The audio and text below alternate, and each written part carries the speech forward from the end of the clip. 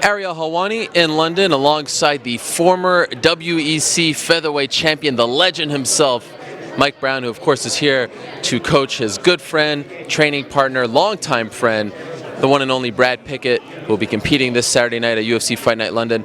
Mike, it's great to see you. Very important fight for Brad. 3-fight losing streak. What are you guys doing differently this time to get off the losing streak? Well, I think you got to take a deeper look at that losing streak. Two of them were at 125, and looking back, hindsight, that was probably a mistake going down to 25. But we had to take that chance. Had to see if he was going to get that title shot. But it really wasn't the weight class for him. He was starving himself. He lost a lot of power going down there, and it's just it's a different game.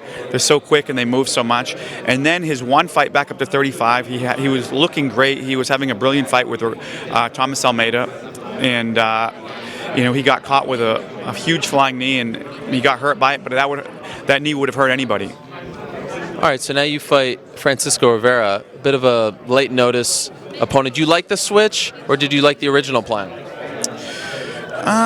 They're both good strikers. I think Rivera has definitely more power, and he's a little more dangerous on the stand-up with one-punch power knockout. But I think the game plan is going to be similar, so I don't think a lot has changed. You know how this game goes. When you're on a losing streak, even though you take a deeper dive, and as you mentioned, you broke it down perfectly, it's tough to stick around with 4 losses in a row, right? Do you feel like this is do or die for Brad? Is he thinking that way?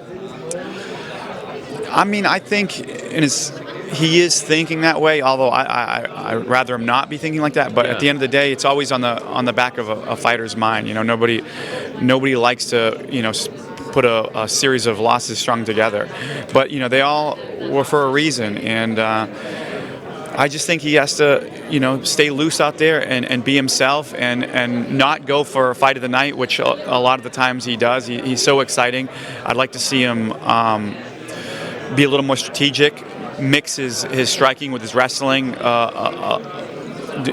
that a little bit, mix his grappling with his striking, and not look too much for that home run, which he likes to do.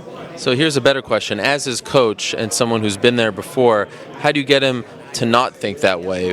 What have you told him? Have you had that discussion with him? Like, we just have to go in there and get the win and do it the right way and not try to, as you say, get the home run. That's done in the training. It's been done in the drills. It's done in the last 8 weeks. With the game plan, the techniques, and the sparring. Implementing the game plan with the sparring, and then it'll show in the fight. Now, I would be remiss if I don't ask you about last weekend in Houston. You were there front and center. Kimbo Slice defeats Dada 5000 in one of the most watched fights ever. It's unbelievable. Yeah. It was exciting. Well, what was it? What was your perspective? Because no one thought it was going to go to the third round, and let's be honest, it was a bit of a sloppy affair. So what did you think of it? It was definitely exciting, right? Everyone was on their feet. It was a pretty wild fight, and they were exhausted at the 3 or 4 minute mark, and I didn't think we would see the third. But we did. I was proud of my guy, man. I was proud of Kimbo gutting it out and showing heart, and you could see how uncomfortable he was in there. I'm sure he was feeling a lot of pain, and I was proud that he outwilled the guy and took him out in the third. Is there an issue with his conditioning? How did he got tired pretty fast, and he was in dominant position. So how do you rectify that? Yeah, there are a lot of factors that that go into that. Some of it being age and he didn't have the healthiest of camps, but it's it was a rough one. Yeah.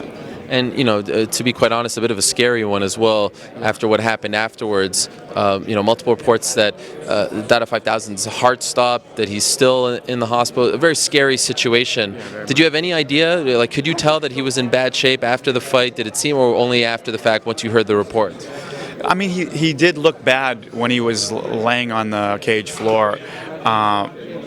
But I wasn't sure if it was just exhaustion. I knew he was very exhausted, so I thought it might have been just that. And I thought because Kimbo was exhausted too, Yeah. but he just found a way to gut it out. I hadn't heard that the real dangers until I was back to the hotel. Do you think Kimbo should keep fighting? Would you like to see that?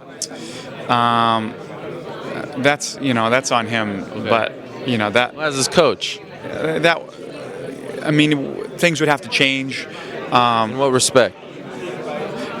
With conditioning, we'd have to see a huge change in the training in the gym to see if we can get to where we need to be and make sure that doesn't happen.